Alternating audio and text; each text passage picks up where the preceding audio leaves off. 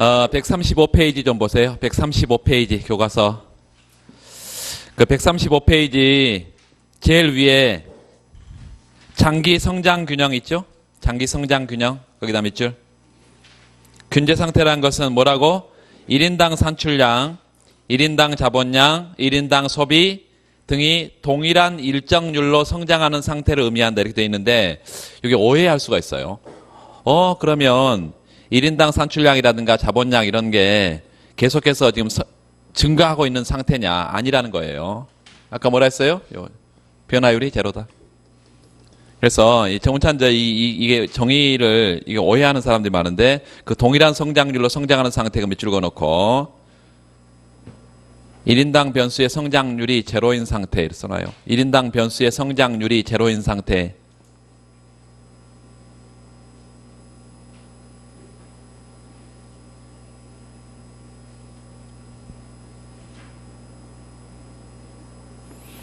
그리고 5.11 거기다 별표하고 SZFK는 뭐예요?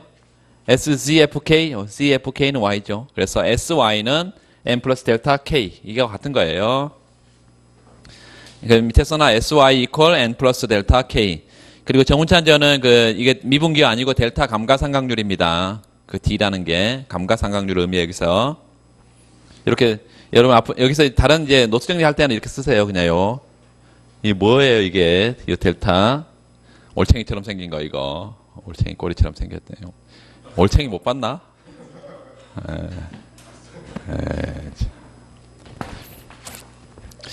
자, 그래서 거기 다시 위에 좀 올라가서 세 번째 줄에 구체적으로 솔로우 모형에서 매기 총 요소 생산성 기술 수준이 일정한 경우에는 밑줄 Z equals Z 이렇게 돼 있네.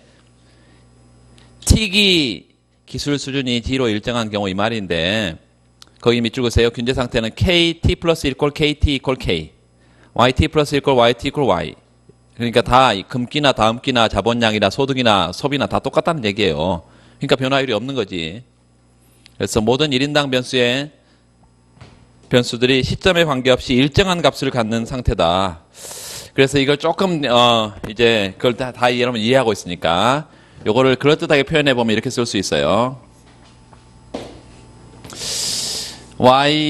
yt분의 yt 플러스 1 마이너스 yt. 요 t기 금기하고 t 플러스 1기 다음기 요거의 소득의 변화율 이게 성장률인데 요게 제로야.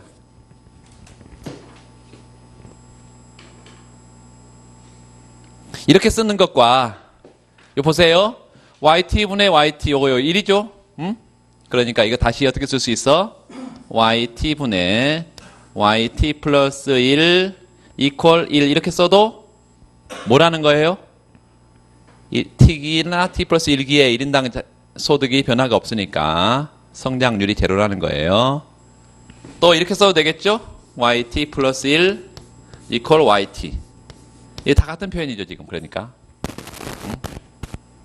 그래서 균제 상태를 정의하라 그러면 이렇게 해야 됩니다. 정의하라 그러면 모든 1인당 변수의 변화율이 성장률이 제로인데 소득뿐만 아니라 이걸 뭘로 바꿔도 소비로 바꿔도 뭘로 바꿔도 자본으로 바꿔도 다 똑같아. 그래서 균제 상태에서는 yt 플러스 1 이퀄 yt고 kt 플러스 1 이퀄 kt고 ct 플러스 1 이퀄 ct고 모든 1인당 변수의 변화율이 다 뭐다? 제로다 이 말이에요. 제로다.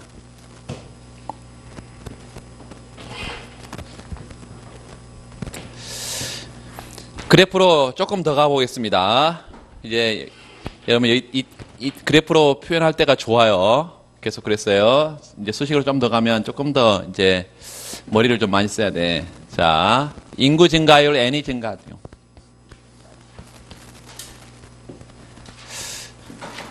정부가 열심히 출산 장려 정책을 쓰고 있는데 그 출산 장려 정책을 통해서 인구가 더 증가했다 봅시다. 우리가 가까운 장래에 그럴 가능성은 없을 것 같아. 결혼 지금 초혼 연령이 남녀가 다 30대로 넘었었네요. 30이 우리나라.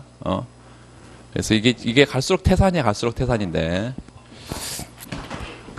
이 n이 증가한다는 것은 어떤 의미냐면, 보세요. 그래프를 한번 그려봅시다. 1인당 자본량, 스몰 k, 1인당 소득 수준 y, 그리고 1인당 저축 sy, n 플러스 델타 k. 그래서 항상 sy하고 n 플러스 델타 k는 있어야 돼. 항상 있어야 돼, 이게 n 플러스 델타 k가.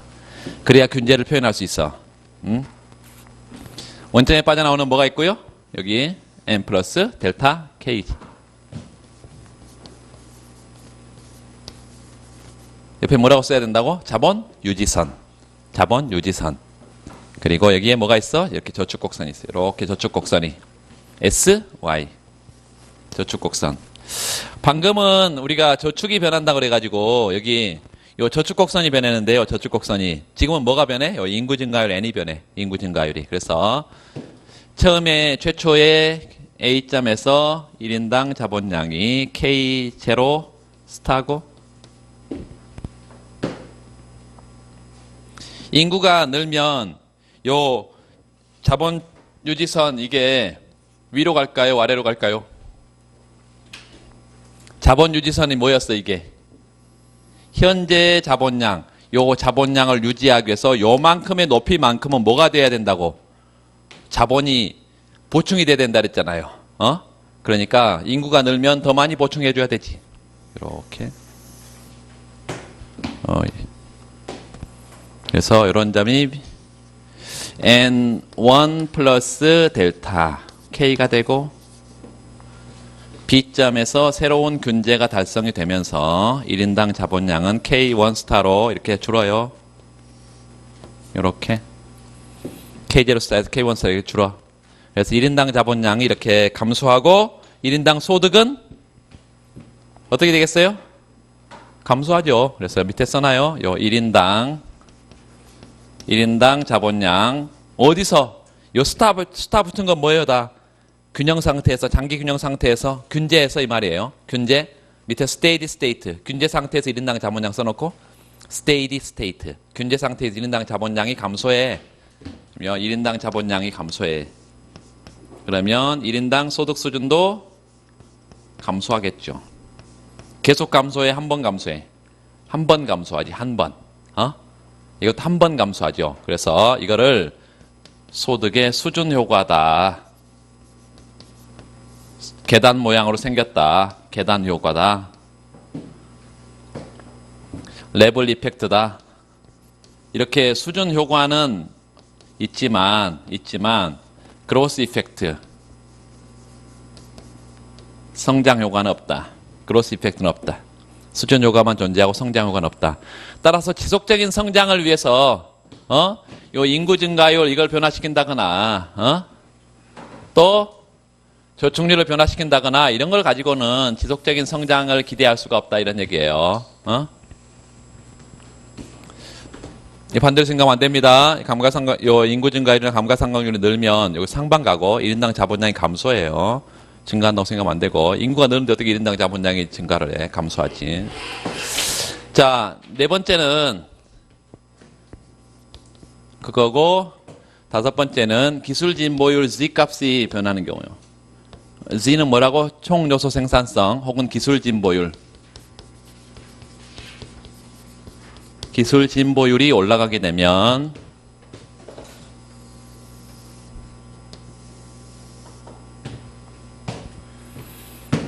(1인당) 자본량 스몰 k 소득 곡선, 저축 곡선, 자본 유지선 n 플러스 델타 k 자본 유지선 이렇게 빠져나오는 n 플러스 델타 k 자본 유지선이 있을 거고요. 이렇게 n 플러스 델타 k. 자, 기술 진보율 이걸 표현하기 위해서는 지금 소득 곡선을 y라 그랬고 저축 곡선을 sy라 그랬는데 이 y 대신에 z 값이 들어간 걸로 바꿔주면 되겠죠. s, z, fk 이렇게 쓸 수 있게. s, z, fk.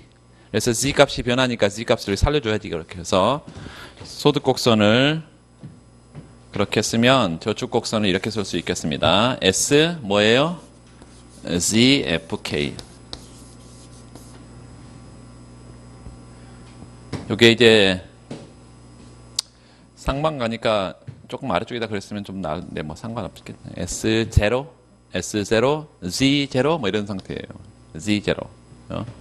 이런 상태에서 최초에 0점에서 1인당 자본량은 K0 스타가 되고 이게 스테이디 스테이트 요 균제 상태에서 1인당 자본량이 되고 뭐가 올라가게 되면 Z 값이 요 기술 진보가 나타나게 되면 여기 상방 가겠죠. 이렇게 S Z1 FK 이렇게 되고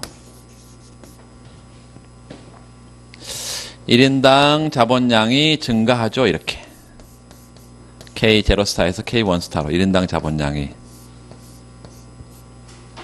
그래서 1인당 자본량이 증가하게 되면 뭐도 1인당 소득 수준도 증가한다라고 써놔. 옆에다가 1인당 뭐요?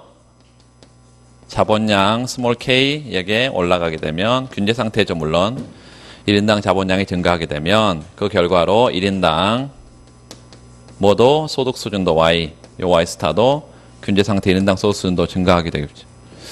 이것도 수준 효과 밖에 없다. 착각하면 안 됩니다. 기술 진보는 경제 성장의 동인이라 그러던데 솔로 모형에서 아닙니다. 이렇게 한 번만 올라가는 것을 뭐라 그래? 일시적인 기술 진보. 그래서 기술 진보율의 증가를 일시적인 거냐, 영구적인 거냐, 혹은 지속적인 거냐 이렇게 나눠야 돼. 일시적인 거냐, 지속적인 거냐. 그래서 한 번에 요 일시적인 G값의 상승을 일시적인 기술 진보라고 하고 이런 G값의 상승은 수준 효과밖에 없지 성장 효과는 없습니다.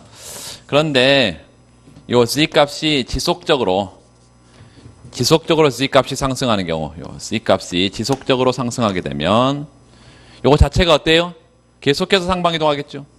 계속해서. 그래서 상방 이동한다는 표시만 해주면 되지 뭐 일일이 다 지속적으로. 따라서 요 Z값의 지속적인 상승은 1인당 뭐를요? K를 지속적으로 증가시키고요. 1인당 자본량을 지속적으로 증가시키고 그 결과 1인당 소득 수준도 지속적으로 증가하게 되어서 지속적인 기술 진보만이 그로스 이펙트, 성장 효과를 갖는다. 소득 수준이 지속적으로 변하게 되면 이게 성장 효과, 그로스 이펙트를 갖는다 이렇게 말합니다. 얘는 수준 효과밖에 없고 그래서 기술 진보는 반드시 둘로 나누어서 봐야 된다. 일시적인 기술 진보는 수준 효과, 지속적인 기술 진보는 성장 효과. 이렇게 둘로 나눠서 봐야 되겠습니다.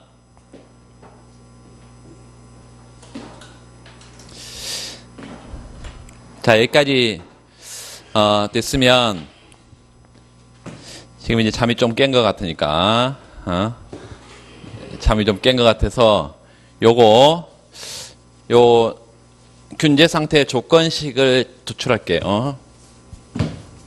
또 자나 그러면? 어렵지 않아요. 어렵지 않아.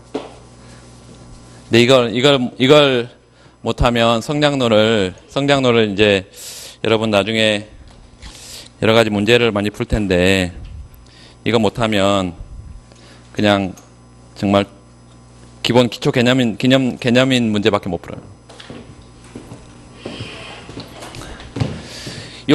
요걸 지금 도출하려고 결론이 이거야 지금. 요 델타 K는 sy-n 플러스 델타 K 이걸 도출하려고 그래요. 요게 제로인 상태가 균제라 그랬고 요 균제 상태에 조건식이에요. 이게 조건식이야. 균제의 조건. 다시 해보면 이게 제로가 된다는 것은 얘하고 얘가 같은 거죠. sy하고 n 플러스 델타 k가 같은 거지. 이게 균제야. 이거 어떻게 도출하냐면 이렇게 써봅시다. 요 스몰 k라고 한번 써봐. 스몰 k는 뭐죠? 1인당 자본량이죠. 1인당 자본량은 또 뭐야? 총 자본량을 뭘로 나누면 돼? 인구로 나누면 되지. 어? 총 자본량을 뭘로 나누면 돼? 인구로 나누면 되지. 이게 1인당 자본량의 정의예요.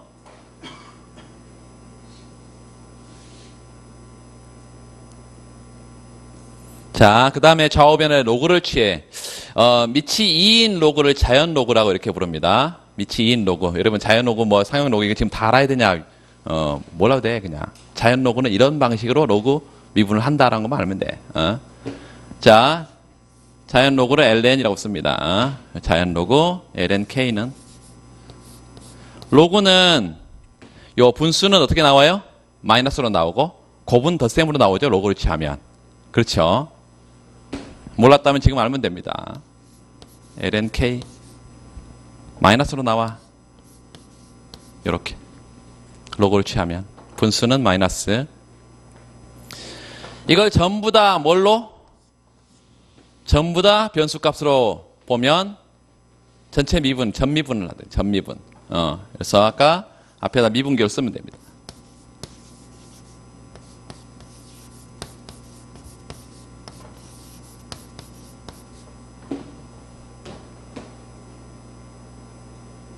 이게 다 변수야. 각각. 앞에 이거 ln, l 뭔지는 모르는데 하여튼 우리가 미분하면 자, 그리고 하나만 미분 공식을 우리가 알아둡시다. 어떤 수 x라는 게 있어요. x라는 게. 이거에 로그를 취했어. 그러면 lnx지. 이 lnx를 그 수로 미분하면요.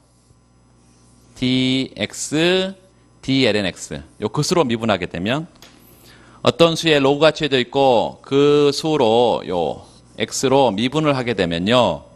요 미분 공식이 있어요. 여기 x분의 1로 나온다는 게 미분 공식이야. 공식은 외워야지. 이게 미분 공식입니다. 로그 미분 공식이야. 그러면 이렇게 쓸 수 있겠죠? 요거 대각선을 예를 dx를 어디로 보낼 수 있어? 이렇게 대각선으로 보낼 수 있어. 그래서 dlnx는 x분의 dx 이렇게 쓸 수가 있겠어요.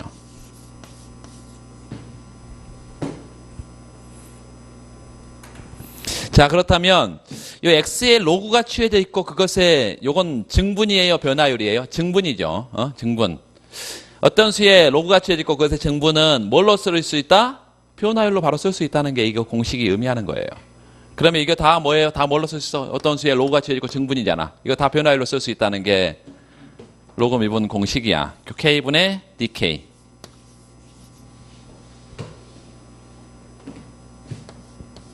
그리고 대문자 k분의 요 dk에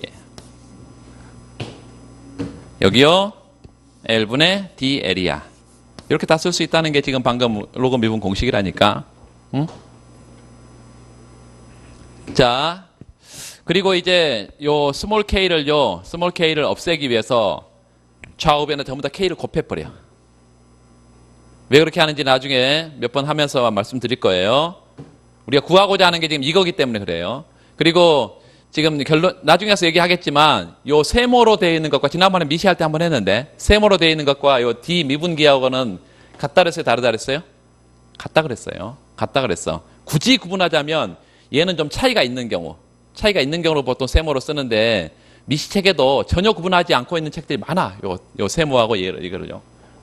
같은 거예요. 자, 좌우변을 뭘로 곱해버리면, 요 k를 곱해버리면, 좌변은 dk만 남고요. 우변은 여기다 다 일단 k를 곱해봐. 요 k분의 dk. 여기다 스몰 k를 곱하고요. 그리고 여기다가 l분의 dl. 여기다가 뭘 곱해? 스몰 k를 곱해. 이렇게.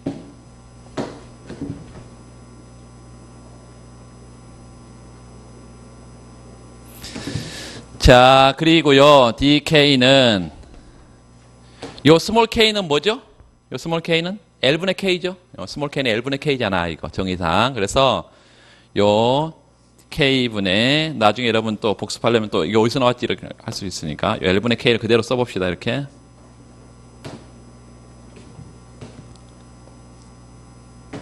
요거는 뭐 두 번 쓸 필요는 없겠어. 요건 뭐예요? l분의 dl은 인구 증가율. 인구 증가율을 뭘로 쓰기로 했죠? n으로 쓰기로 했죠, 우리가 n으로. 그래서 요거 nk야.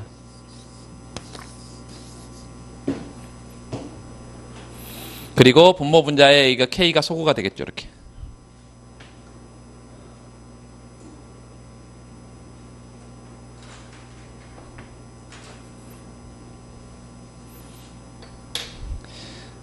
자, 투자의 정의식이라는 게 있었어. 투자의 정의식. 투자의 정의식. 요 투자라는 것은 총 투자는 순투자와 대체 투자로 구성되어 있다 그랬는데, 순투자는 이렇게 생겼고요. 요 대체 투자는 이렇게 생겼어. 이렇게 순투자와 대체 투자를 합한 것을 총투자라고 그래서 총투자. 그리고 얘는 뭐야? 얘는 뭐에서 뭘 뺀 거예요? 총투자에서? 요 순투자는 뭐에서 뭘 뺀 거야? 총투자에서 그냥 대체 투자 빼면 되는 거지. 정의사 이렇게 빼면 돼요. 이렇게. 그리고 솔로우 모형에서는 요 투자하고 저축이 항상 같다 그랬잖아요. 요 투자하고 저축이 항상 같아. 그래서 요 델타 K는요, 어떻게 쓸 수 있냐면 요렇게 쓸 수가 있어. 저축하고 투자하고 같기 때문에 마이너스 델타 K. 그래서 보통 이제 문제를 주면서 요 식을 주기도 하고, 쉬운 문제 같으면 이 식을 줘요.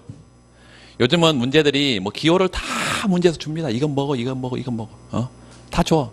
근데 보통 이제 이 식을 줄 수도 있고요. 안 주면 찾아내야 되거든요. 요 식에서 찾아내야 되고. 그러니까 지금 요 대문자 델타 K라는 것은, 요 세모 K라는 것은 SY에서 마이너스 델타 K를 뺀 거라는 거예요.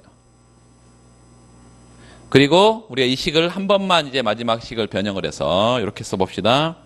요거 이제 저기도 이렇게 세모 K로 썼었잖아요.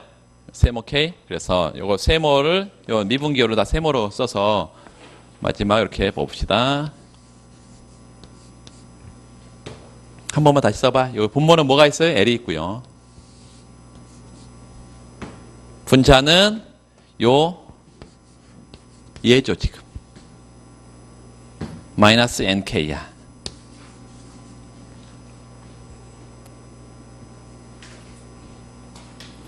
얘 대신에 얘 대신에 얘를 집어넣읍시다. SY 마이너스 델타 K. 그러면 결과적으로 요 델타 K는요, L분의 SY 마이너스 델타 K가 되고, 마이너스 여기가 NK야.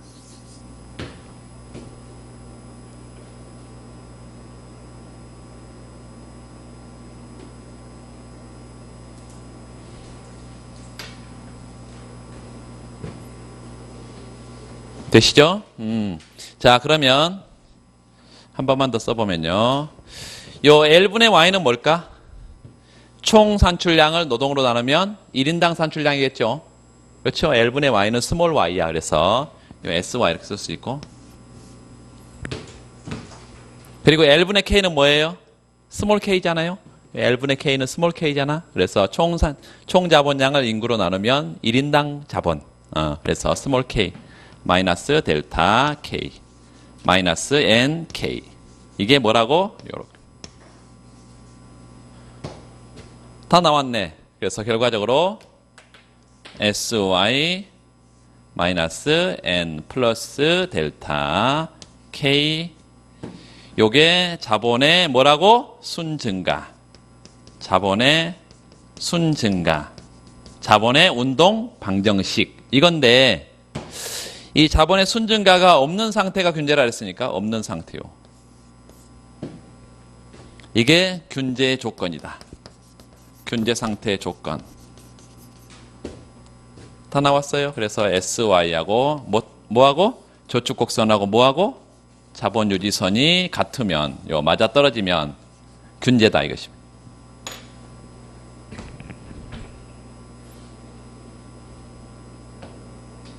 이렇게 좀 길어 보이지만 이제 그래서 이런 과정을 안 하고 요 두 개 과정을 생략해 버리고 이걸 그냥 드립다 외우는 사람들 이거 가지고 그냥 로그 미분 취하면 로그 미분하면 뭐예요?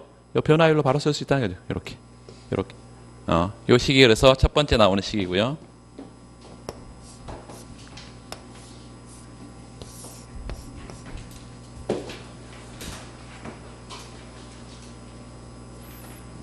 최종적으로는 뭐가 나와야 돼?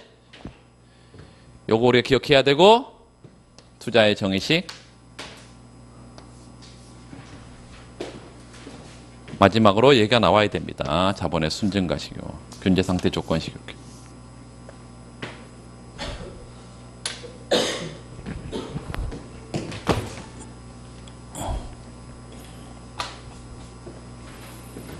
요거 해야 돼요. 요거 해야 됩니다. 이게 지금 단순한 노동 자본의 결합 비율이 1인당 자본량인데, 이게 1인당 자본량에다가 요 기술 진보를 포함해버리면, 기술 진보를 포함하면 보통 이제 어디다 쓰냐면 여기다 노동에다가 기술 진보, 그래서 AL분의 K가 되고, 요것도 똑같이 미분해서 식을, 균제상태 조건식을 도출을, 해야 솔로 모형에서 이제 기술 진보가 포함된 모형을 도출할 수 있어. 아주 간단해. 이것만 잘해두면 아무것도 아니야. A라는 거 하나 더 추가만 하면 돼. 자, 이렇게 돼 있고요. 이제 여기까지 일단 왔어. 그 다음에 또 계속 이것만 해버리면 또 졸려버리니까. 이제 그 다음 개념으로 가겠습니다. 네 번째. 황금률 균제라는 게 있어요. 균제 중에 황금률 균제라는 게 있어.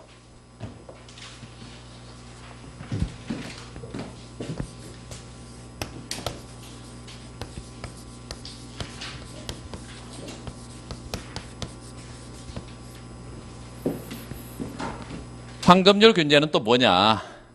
황금률 균제는 이렇게 써봐요. 1인당 소비가 가장 커지는, 소비가 극대화되는 자본량 K, 1인당 소비를 가장 크게 하는 자본량 수준, 요 K 이면서 동시에 이게 균제 상태이기도 한 자본량 수준을 황금률 자본량 이렇게 말하고, 황금률 자본량이 뭐라고? 1인당 소비를 가장 크게 하면서 동시에 균제 상태이면 그거를 황금률 균제 상태 이렇게 부른다. 황금률 균제 상태. 그리고 이 황금률 균제 상태에서는 1인당 소비가 극대화되니까 사회후생이 가장 커집니다.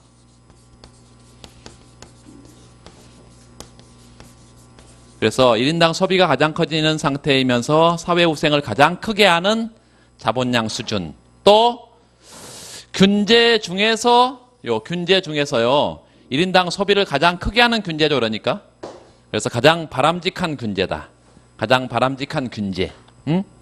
사회후생을 가장 크게 하는, 1인당 소비를 가장 크게 해서 사회후생을 가장 크게 하는 균제다. 그래서 정부가 할 일은 뭐예요? 이런 사회후생을 극대화하는 게 정부가 할 일이잖아. 사회후생을 극대화하는 저축률이라는 게 있어. 요 사회후생을 극대화하는 균제 상태에서의 저축률. 균제가 가장 바람직한 균제인데, 균제 상태에서의 저축률. 이걸 달성하는 게 정부가 할 일이에요. 저축률을 황금률 저축률, 황금률 저축률 혹은 황금률 저축 성향 이렇게 부릅니다. 황금률 저축 성향, 황금률 저축률. 균제 중에 가장 바람직한 균제를 한번 찾아보자 이거예요.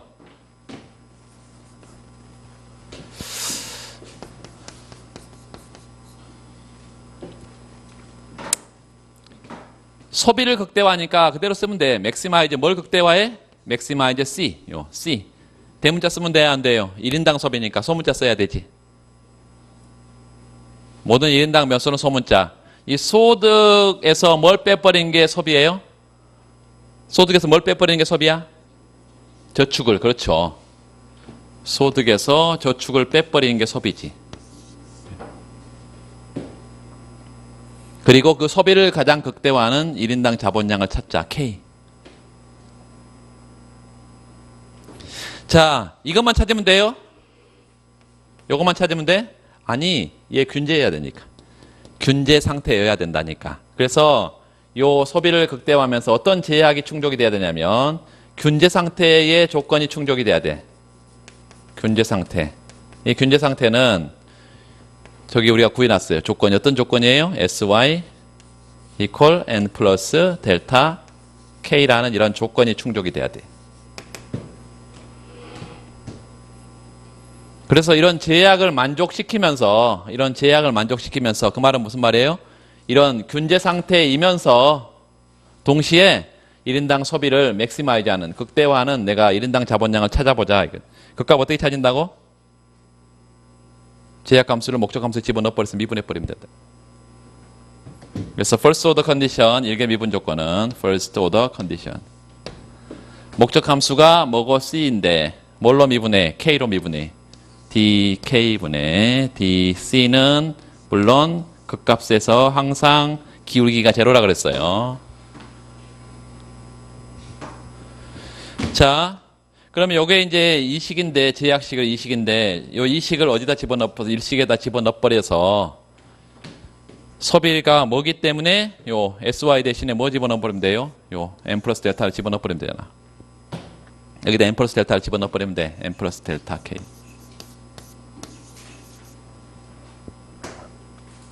미분합시다. 자, 첫 번째. 각각 미분하면 되죠? dk분의 dy. 한 번만 써봐요. dk분의 dy. 요 dk분의 d.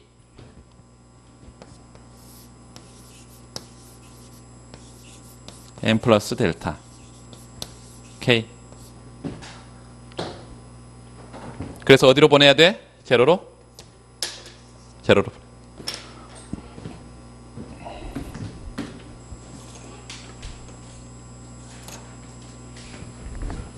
얘가 뭐예요? 산출량을 자본으로 미분한다. 자본 생산성. 자본 생산성. MPK? MPK. 자본의 한계 생산성. 그리고 요거 K로 미분하니까 개수만 남죠? N 플러스 델타의 상수값만. 요 개수만 남아. 그래서 마이너스 N 플러스 델타 이퀄 제로.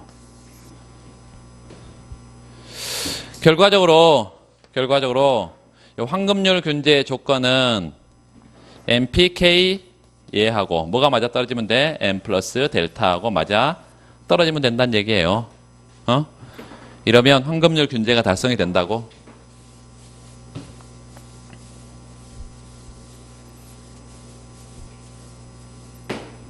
뭐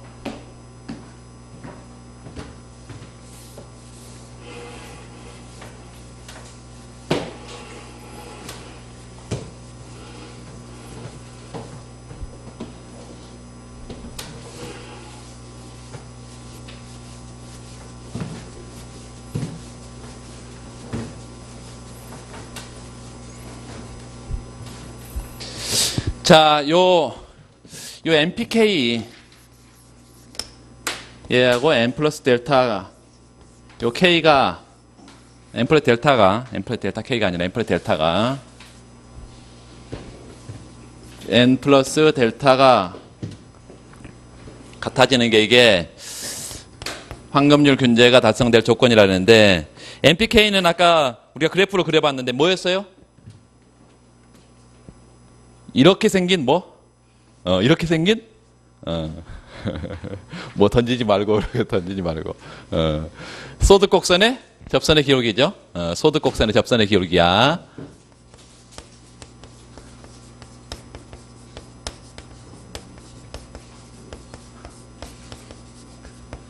여기서 소득곡선의 접선의 기울기 이게 MPK고 얘하고 뭐가 맞아떨어지면 되죠? N 플러스 델타 K가 뭐였지? 자본 유지선이었죠. 그래서 자본 유지선의 접선의 기울기. 요 자본 유지선의 접선 요거의 기울기 정확하게 표현하면 기울기는 N 플러스 델타는 원점이 빠져나오는 반직선이니까 요거 접선의 정확하게 접선의 기울기가 되고 소득곡선은 접선의 기울기가 MPK가. 그래서 그래프를 그려보면 그래프 처음 그리면 이게 무조건 한 번씩 틀리는데요. 그 순서대로 따라 그리지 않으면 틀려. 꼭 그렇게 얘기를 해도 자기 맘대로 그래서 결국 틀려가지고 또 화이트 칠하고 막 난리를 피워. 1인당 자본량 스몰 k예요. 그리고 소득곡선이 접선의 기울기니까 반드시 이제 소득곡선이 있어야 되겠지. 저축곡선만 있으면 안 되고 소득곡선이 있어야 되겠어요. 그리고 SY 저축곡선도 있어야 되고 N 플러스 델타 K도 있어야 되고 이렇게. 가장 먼저 뭘 그려야 되냐면 요 N 플러스 델타 K 요 자본 유지선의 접선의 기울기지. 그래서 요 원점에 빠져나오는 반직선 하나 먼저 그리고 N 플러스 델타 요 K 요 자본 유지선이에요. 이게 소득곡선을 그려야 되는데 소득곡선을 먼저 그리고 그 다음에 이게 기울기가 똑같은 상태 찾아내야 되는데 좀 쉽게 하기 위해서 나는 여기서 황금률 균제가 달성된다고 나는 하고 싶다. 여기서 나는 K스타인데 가장 좋은 균제. 그래서 K스타 골든 룰, 황금률 골든 룰. 그래서 황금률 균제가 여기서 달성된다고 나는 말하고 싶다. 그러면 이 파란색의 접선의 기울기하고 요 소득곡선의 접선의 기울기가 어때야 된다고요? 같아야 된다. 소득곡선의 접선의 기울기가 같아야 돼. 소득곡선이 어디를 지나야 된다고? 저기를 지나야 돼. 그러면 이렇게 그릴 수 있어요. 요 점을 지나도록 요렇게 그리고 요렇게 가다가 이렇게 떨어져 버리면 돼, 안 돼? 가다가 뒷심이 부족하면 안 돼, 여러분. 쭉 올라가야 됩니다. 자본량이 증가하는데 소득이 떨어져 버리면 되겠어, 이렇게? 여기 그래서 소득곡선이에요. Y equal Z FK. 여기 소득곡선. 그러니까 이게 기울기가 처음부터 같다고 잡아놨으니까 이렇게 그렇지. 이거 먼저 쭉 그리고 나중에 안 맞네, 뭐 이러지 말고.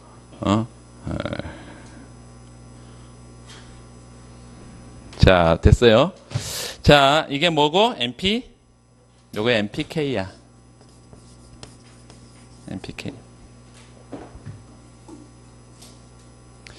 마지막으로는 요 기울기만 똑같으면 되는 게 아니라 이게 균제이기도 해야 된단 말이죠. 그래서 요 N 플러스 델타 K하고 여기서 뭐가 맞아떨어야 되냐면 소득곡선하고 저축곡선이 같이 있어야 돼. 그래서 여기를 지나는 이런 형태로 뭘 그릴 수 있겠냐면 저축곡선을 그려야 됩니다. SY. 여기서 균제이면서 동시에 균제이면서 이런 저축곡선하고 자본 유지선이 맞아 떨어지면서 동시에 요게 기울기가 똑같아야 돼요. 이게 1인당 소비가 가장 커지는 상태라고 한다면 자 보세요. 이 높이가 뭔가요? 이 높이가 뭐예요? 저축이잖아요. 이 높이가요. 저축곡선의 높이니까. 현재 자본량 수준에서 이 높이가 뭐라고? 요 저축곡선의 높이니까. 그리고 여기까지가 뭐예요? 소득곡선이죠. 소득곡선의 높이. 소득의 높이죠. 그냥. 그래서 이게 만약에 Y 스타 골든 룰이란다면 여기는 SY 스타가 될 것이고 SY 스타 저축 나머지가 뭐지? 소비지. 그래서 1인당 소비가 가장 커지는 상태예요. 소비예요.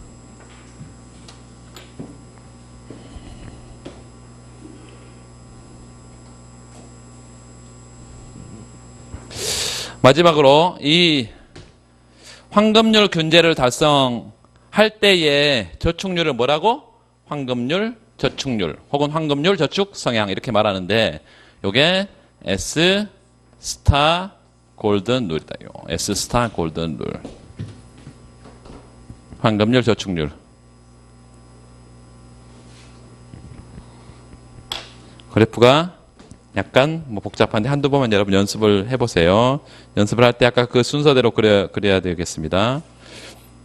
우리가 대체효과, 소득효과 찾을 때 마음대로 그려놓고 나중에 또 틀렸네 이렇게 하지 말고 하나씩 그리라고 했던 것처럼 우리가 슬러츠키, 힉스 이렇게 하나씩 그리라고 했던 것처럼 똑같이 순서대로 그리시면 되겠어요.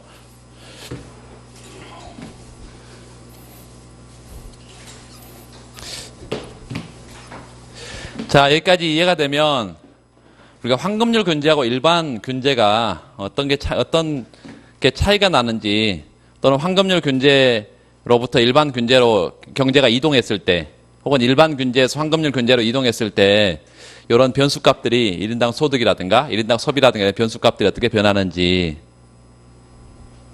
관심이 없는 표정들이네.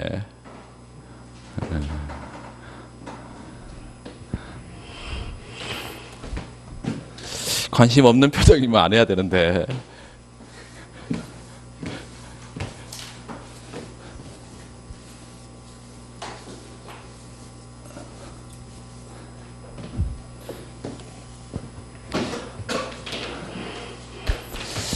하나만 더 할게요. 미안해요. 내가 해야 할 일이 있어. 그래도 해야 돼, 나는. 관심이 없어도 여러분 없는 관심을 유발을 해야 되는데. 일반 균제와 황금률 균제, 일반 균제.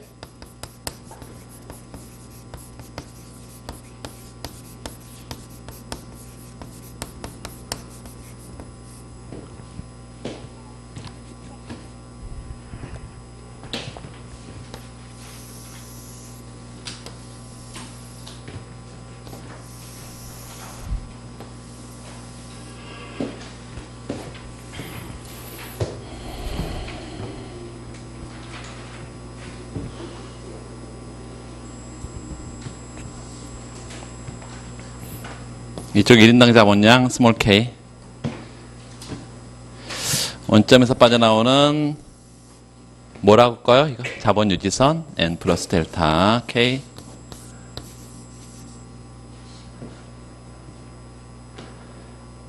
그리고 여기는 저축 곡선 뭐 자본 유지선 이렇게 쓰고, 이걸 뭐 저축 곡 자본 유지선 이렇게 쓰기 싫으면 여기다 실제 투자,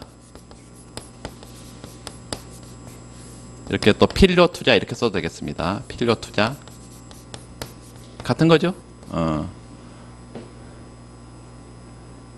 그 다음에 여기다가 이제 저축 곡선을 이렇게 그려서 균제를 하나 만들어. 이렇게 S0Y 이렇게 하겠습니다. 저축률이 지금 변하는 것을 좀 보려고 하니까 처음에 여기가 균제야. 요 저축 곡선과 자본 유지선이 맞아떨어지면 균제잖아요. 이런 점을 0점 이렇게 해서 K0 스타, K0 스타.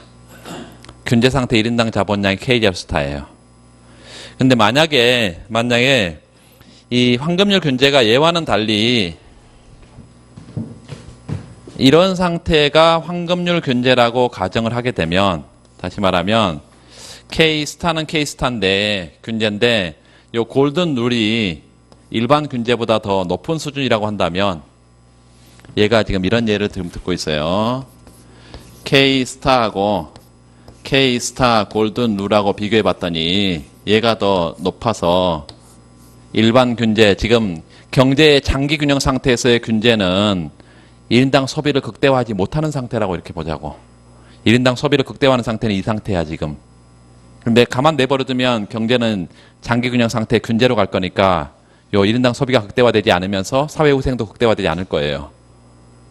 그래서 정부가 이런 상황을 알고 있어. 그럼 어떻게 하면 돼? 여기를 지나도록 해주면 돼. 여기를 지나도록. 저축률을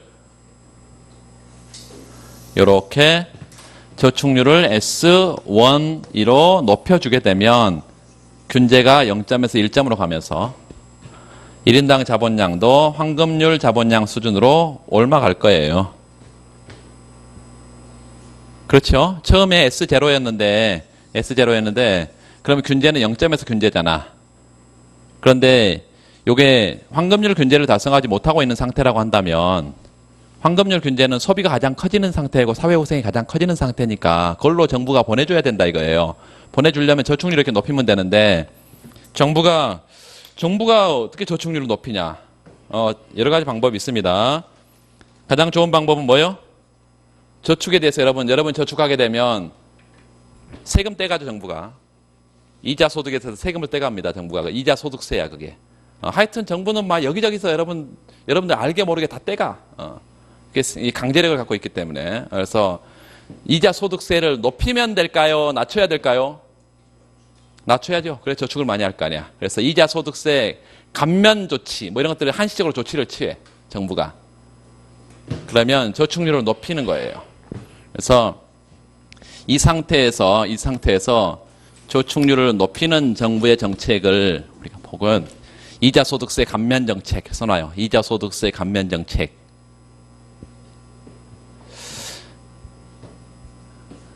그러면 우리가 아까 한번 봤던 1인당 변수값들이 어떻게 변하는지 좀 봅시다. 1인당 소득이라든가 1인당 투자라든가 1인당 소비라든가 이런 변수값들이 요 시간 경로를 따라서 어떻게 달라지는지 좀 보자고. 여기가 T0예요. T0 시점에 정부가 어떤 일을 했죠? 소득세 감면 정책을 써서 이렇게 저축률을 높여줬지.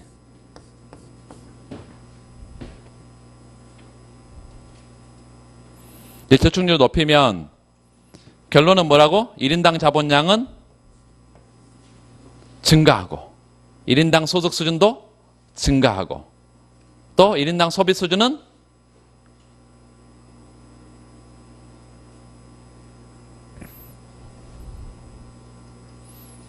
여기서 여기로 갔잖아. 얘는 뭐야? 개념상 소비가 가장 극대화된 상태잖아요. 그러니까 1인당 소비도 증가하고. 자, 그 과정들을 좀 보면 먼저 투자를 좀 봅시다. 투자는 저축이 증가하기 전까지는 이 상태였어. 지금 투자가. 근데 저축이 증가하게 되면 투자는 어떻게 된다고? 저축과 투자는 항상 일치하니까 투자도 증가해. 이렇게.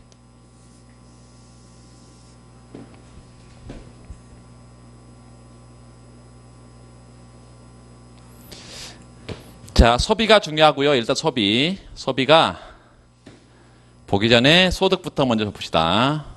소득. 이 순서로 있어야 되겠죠, 당연히. 소득 가운데 일부는 소비하고 일부는 저축하고 그러니까. 이 순서대로 있어야 되겠습니다. 소득이 가장 위에. 소득은 어때? 처음에 이런 정도의 소득 수준인데, 소득 수준이 1인당 뭐가? 자본량이 균제 상태에서 증가하면 1인당 뭐도 소득 수준도 당연히 증가하지. 1인당 자본량 증가는 1인당 소득 수준의 증가를 가져올 거예요. 그래서 한 번 이렇게 올라가. 이렇게.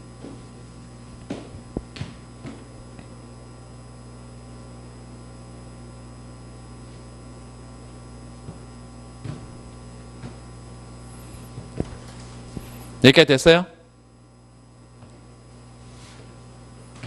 머리 쥐어뜯지 말고. 여러분은 머리가 많아서 쥐어뜯어도 되겠네.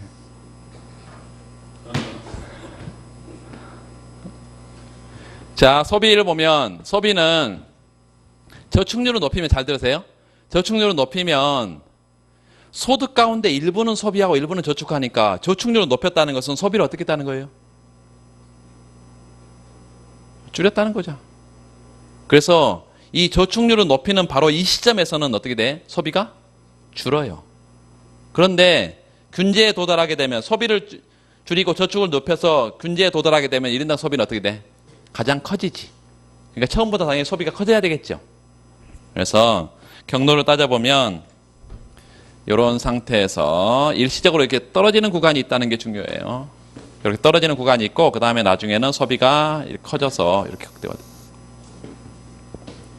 요게 중요해, 요게. 요 구간이 중요하다고, 요렇게. 저축률을 높이니까 투자도 증가하고 소득수준도 증가하는데, 잘 들으세요. 이 증가하는 것이 한 번의 소득 수준의 증가니까 레벨 이펙트고요. 레벨 이펙트고, 요게 저축률을 높이는 시점을 현 시점 그러면, 현재를 사는 현 세대는 저축률을 높이니까 소비를 줄여서요. 소비가 후생을 결정하는데 현 세대의 소비 감소와 후생 감소를 겪습니다. 그런데 미래 세대는 어때? 요 미래 세대는 소비가 가장 커지면서 극대화되면서요. 후생이 커질 거야. 그러니까 이 황금률 정책을 정부가 쓴다는 것은 너 좀 희생해. 저축 좀 많이 해라. 어떤 사람들을 위해서? 미래 세대를 위해서요. 미래 세대를 위해서 너가 좀 희생 좀 해. 이런 정책을 황금률 정책이라고 말한다 이것입니다. 가장 핵심은 뭐예요? 미래 세대는 좋지만 현 세대의 이런 희생을 바탕으로 미래 세대의 후생을 늘리는 정책이기 때문에 이게 이제 소득 분배에서 형평성 문제가 있단 말이에요. 내가 나중에 다 이걸 내가 소비하게 되면 괜찮은데 나는 저축만 하고 나중에 죽어버려. 아무도 안 남기고 사회에 환원하면 되지. 사회에. 좀 시각을 크게 해가지고. 근데 중요한 것은 이런 세대 간의 소득 이전이 강제성을 띈다는 거야. 내가 하고 싶어서 그런 게 아니라 정부가 이런 정책을 써버리면요. 정부가 이런 정책을 써버리면 나도 모르게 이런데 동조하고 있는 거야. 이게 이제 세대 간의 형평성에 문제가 있다. 황금률 정책이 그렇게 하시면 뭐 어렵지 않죠? 어렵지 않습니다. 졸고 있는 사람이 없는 거 보니까 좀 관심이 좀 생겼나 봐 이제. 자기 마음대로 뭐 판단하는 거죠. 원래 그런 거예요.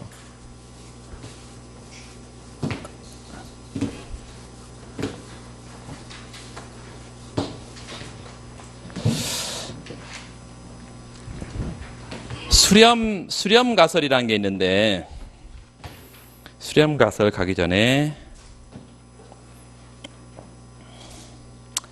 일단 한두 군데만 더 체크를 해두고 갑시다. 135페이지 제일 끝에 줄에 보면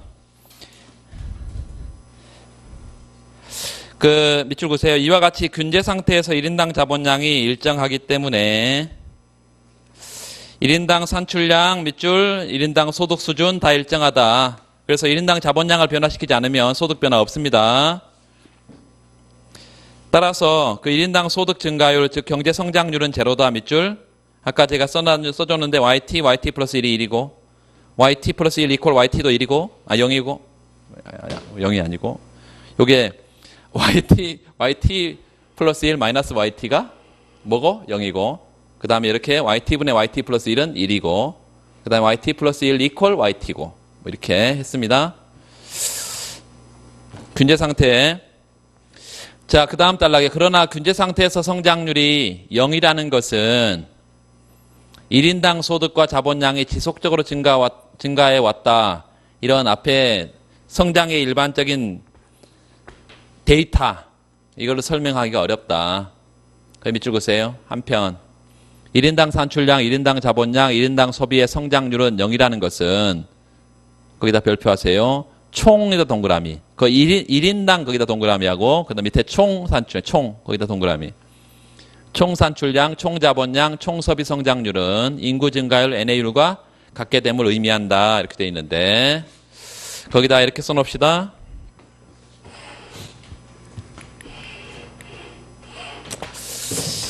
(1인당) 소득은요.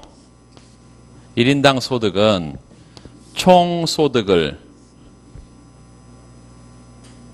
인구로 나눈 거죠. 뭐 당연한 거잖아. 그렇죠. 총 소득을 1인당 자본은 총 자본을 인구로 나눈 거죠. 그렇죠. 자, 그러면 아까 제가 요걸 가지고 바로 변화율로 쓸 수 있다 그랬잖아요. 두 단계를 건너뛰어서 어떻게 썼어? K분의 DK, 델타 K. 요 대문자 K분의 L분의 어떻게 이걸 이렇게 썼어요? 로그를 취하고 전미분하면 로그 취하고 전미분하면 에라 모르겠다 그러세요. 이걸 해가지고 이걸 로고 취하고 전비분합 이렇게 도출된다. 그래서 도출을 한 번도 안 해보고 그렇게 오는 사람도 있어요. 조금만 변형하면 몰라버려. 그 식이 아닌데? 그러면서. 자, 이게 보세요. 1인당 자본 성장률이죠? 1인당 자본 성장률이야. 요거는 뭐예요? 총 자본 성장률이죠? 총 자본 성장률. 얘는 뭐죠? 인구 증가율이죠? 인구 증가율.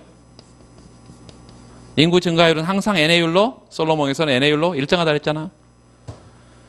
그래서 스테이디 스테이트 요 균제 상태에서는 1인당 성장률이 뭐기 때문에 제로이기 때문에 요 총 성장률은 뭐여야만 해요? 인구 증가율 n이어야만 n-n에서 제로가 되지. 그래서 거기 총 성장률이 인구 증가율과 같다 거기다가 이렇게 이거 써놔요. 요 두 식만 써놓으면 되겠어. 총 자본 성장률이 이런데 뭐 1인당 자본 성장률과 1인당 자본 성장률과 총 자본 성장률이 관계가 이러니까 1인당 소득 성장률과 총 소득 성장률도 같겠죠. 뭐 당연한 거지. 그래서 모든 총량 변수는 어떻다고요? 인구 증가율과 같다 이것입니다.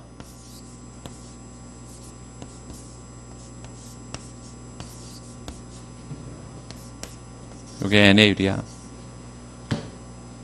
그래서 이게 제로가 되려면 균제에서 이게 제로가 되려면 요거는 뭐가 된다? 요 y분의 델타 y가 y분의 요 y가 인구 증가율 NA율로 증가하고 있어야 제로가 된다.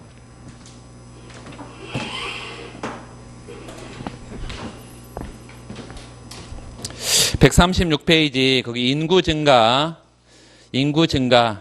그 옆에 균제 상태에 영향을 주는 요인 그렇게 있죠. 별표 균제 상태에 영향을 주는 요인 그래서 파란색으로 써져 있잖아. 거기 인구 증가율, 저축률, 기술 수준 이런데요. 다 균제를 변화시키죠. 그런데 기술 수준 이걸 가지를 두 개 쳤어. 일시적인, 지속적인 두 가지의 기술 수준의 변화가 있고 그 다음에 인구 증가율, 저축률 묶어서 이렇게 묶어버리면 얘는 뭐밖에 없어? 수준 효과밖에 없어요.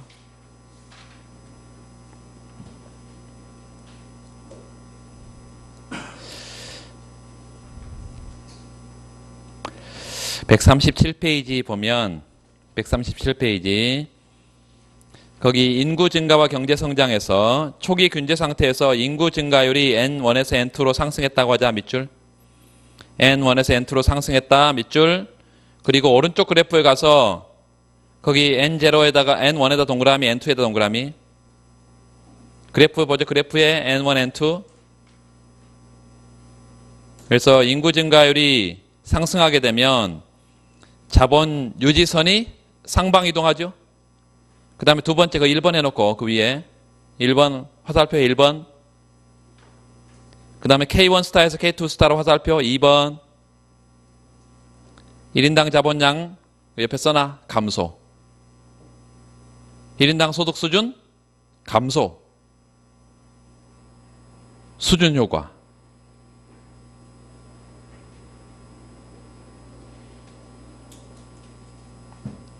왼쪽 그래프는 그 오른쪽 그래프를 좀 더 이제 세부적으로 설명한 것인데요.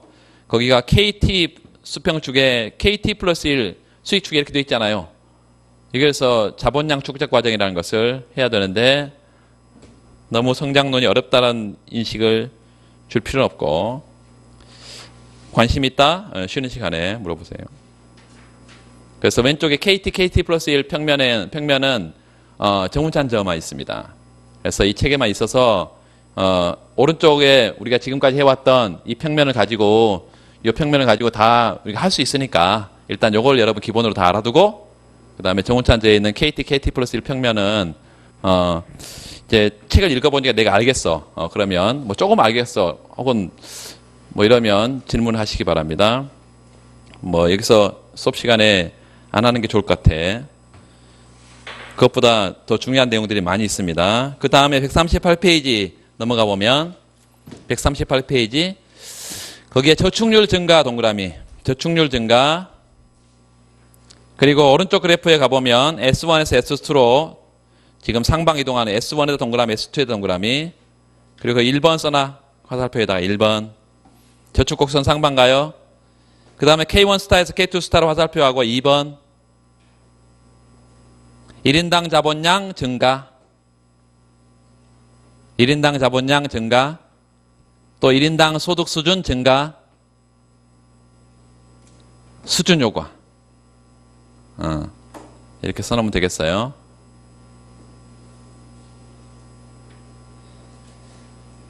그래서 그 최소한 그 그래프 밑에 있는 설명 이게 좋은 게 이제 그래프 밑에 있는 설명이 그 밑에를 보세요. 그 밑에 보면 뭐 2페이지에 거의 뭐 한 페이지 풀로 채워져 있는 거를 그 한 4줄로 정리하고 있잖아 지금.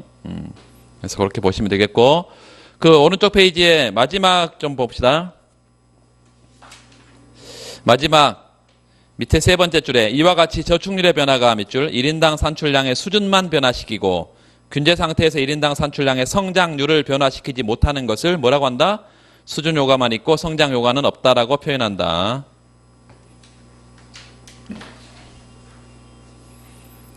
뒤에 기술 진보가 있는데요. 기술 진보. 기술 진보.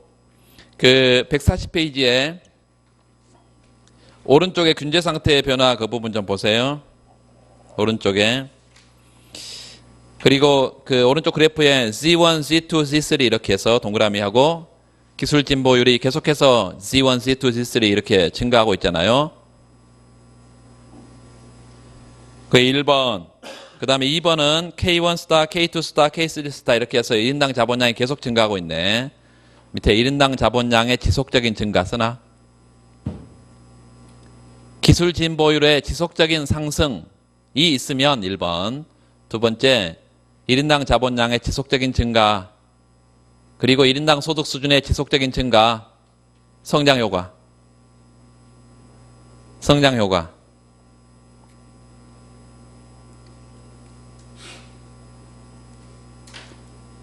자, 그런데 이제 문제는 여기 솔로우 성장 모형이 뭐하러 그러면 외생적 성장 모형이라 그러냐? 모형 밖에서 성장의 원인을 찾는다고 말하냐? 기술 진보율의 지속적인 성장이 있으면 증가가 있으면 경제가 성장하는데 요 z 값을 외생 변수 취급하고 있단 말이에요. z가 어떤 함수 값이 아니야. z가 고정된 값이야 지금 여기서. 그래서 지속적으로 z 값을 변화시키는 기술 진보를 가져오는 이걸 모형 내에서 설명을 안 하고 있어. 솔로 성장 모형 이게 치명적인 한계다. 성장 모형은 뭘 설명해야 된다고? 경제 성장이 뭐 때문에 나타나냐? 그러니까 솔로 모형에서 말하고 있어. 기술 진보 때문이야. 그런데 기술 진보는 그럼 어디서 오는데? 몰라. 이게 뭐라고요? 솔로 성장 모형의 결론이고 약점이다 이거. 그래서 이 내생적 성장 모형들은 그 z 값을 내생화, z 값에 이제 함수를 만들어내는 것이 내생적 성장 모형들이에요.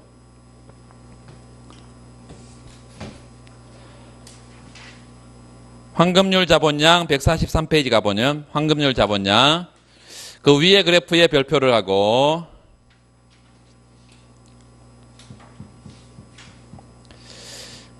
ZFK 여기다가 소득 곡선 써놓고 밑에 저축 곡선 써놓고 N 플러스 델타 K에다가 자본 유지선 써놓고 K스타 골든룰 여기다 황금률 자본량 써놓고 황금률 자본량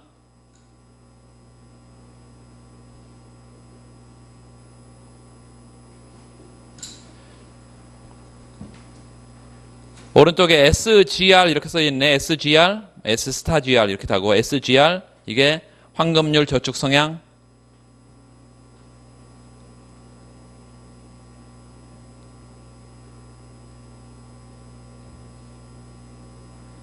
그래프 밑에 보면 황금률 자본량이라고 크게 써져 있는데요. 거기다 몇 줄. 균제 상태 1인당 소비를 극대화하면서 동시에 1인당 자본량 균제 상태 동그라미 그리고 1인당 소비 극대화의 동그라미 두 가지 조건이 충족이 돼야 황금률 자본량입니다.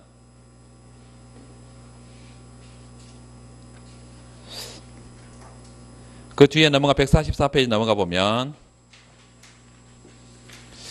거기 그 환급률 저축 성향 바로 위에 두 줄 밑줄 그립니다. 1인당 자본량을 환급률 자본량 수준으로 유지하기 위해서 저축률을 S, GR이라는 게 골든 룰입니다. 이라 하면 이거를 환급률 저축 성향이라고 부른다. 솔로 모형의 시사점과 문제점. 거기 생산함수가 한계 생산 체감의 성질을 갖는 솔로 모형의 주요 시사점은 두 가지로 요약된다. 첫째, 밑줄. 첫째, 저축률 증가나 인구 증가율 감소 이런 걸 통해서는 새로운 균제에서 이르기까지만 일시적으로 소득이 변하고 자본량 변하지 균제에 이르면 1인당 자본량 소득 이게 결국 성장률이 제로다. 따라서 지속적인 기술 진보만이 밑줄 경제 성장에 정형화된 사실은 1인당 소득, 1인당 자본량 지속적인 증가를 보여줄 수 있다. 지속적인 동그라미, 지속적인 기술 진보만이 그렇다. 둘째, 부유한 국가는 1인당 자본량과 소득 성장률이 낮고 가난한 국가는 1인당 자본량과 소득 성장률이 높다. 따라서 각국이 1인당 소득이 장기적으로 수렴하게 된다. 이 두 가지 시사점에 대해서 비판적으로 생각해보자 이렇게 지금 되어 있는데 수렴 현상을 절대적인 수렴을 지금 안 써놓고 조건부 수렴만 지금 써놨는데 일단 절대적인 수렴은 그겁니다. 145페이지 보세요. 145페이지 오른쪽 그래프를 보면 처음에 가난한 나라는 YP 거기 처음에 소득 수준이 아주 낮죠. YP 푸어 컨트리. YR은 뭐예요? 리치 컨트리. 그래서 부유한 나라의 소득 수는 높고 가난한 나라의 소득 수는 낮은 이런 소득 격차가 처음에 있어. 그런데 계속 이 나라들이 시간 경로를 따서 따져봤더니 나중에 어디로 가버린다는 거예요? 전부 다 Y 스타. 그래서 거기 써놔요. Y 스타 옆에다가 균제 상태에서 1인당 소득 수준. 균제 상태가 뭐라 그랬어? 장기 균형 상태라 그랬어요. 국가들이 처음에는 가난한 나라도 있고 못 사는 나라도 있고 부유한 나라도 있는데 얘네들이 계속 이제 시간을 따라서 추적을 해봤더니 결국은 소득이 다 똑같아 버려요.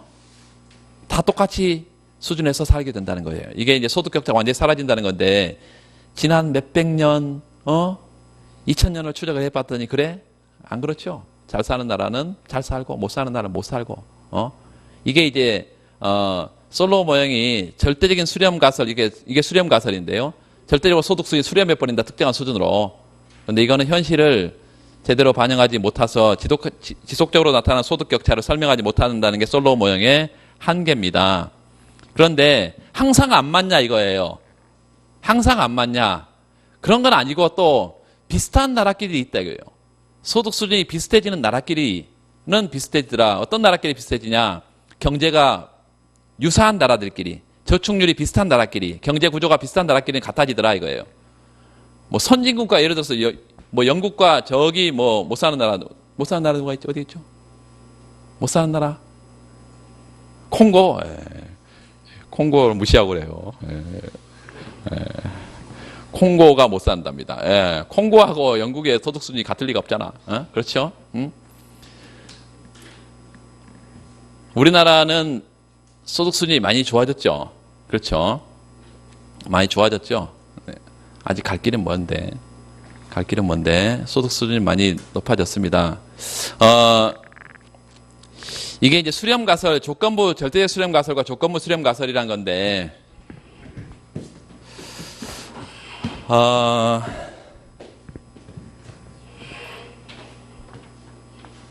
이거 하고 쉬겠습니다.